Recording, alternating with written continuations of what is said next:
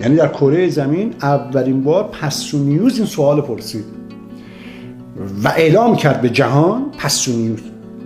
بگو عادت کنن به غیر ریاستیاشون ریاستی بهشون بگی پستونیوس مستقل با یادشون بگیره، مردم یادشون بمونه. خبرگزاری پستونیوس زد اون تو گفت نتانیاهو از این حمله خبر داشت. ما اول در جهان زدیم، ما اول در جهان، نه توی 4 تا تاپاله سیاسی و تحلیلگر و تفسیرگر و اپوزیسیونک ایرانی، نه در جهان اولی ما زدیم که نتانیاهو از این حمله خبر داشت. بعدا یواش گفتن آره خبر داشتیم، حالا خبر نداشتیم. بعد دیگه رئیس امنیتشون اومد گفتش که 2 ساعت قبل خبر داشتیم. بازم مثل سگ بود.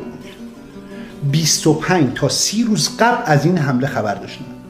سوال اینه که این حمله چرا اگه خبرش چرا عملیاتی انجام نشده؟ این سوال اول. چه سودی داشته نتانیاهو در این؟ سواله امیر. ما میتونیم سوال کنیم. اگر نتانیاهو میتونه با تیمی که من یا گروهی که من تروریست اعلام کردم جلسه بذاره، من هم میتونم هر کاری دلم بخواد بکنم. من نه پول گرفتم سازمان امنیتی در جهان و نه مهره جایی و نه میذارم مهره بهم تپونده بشه.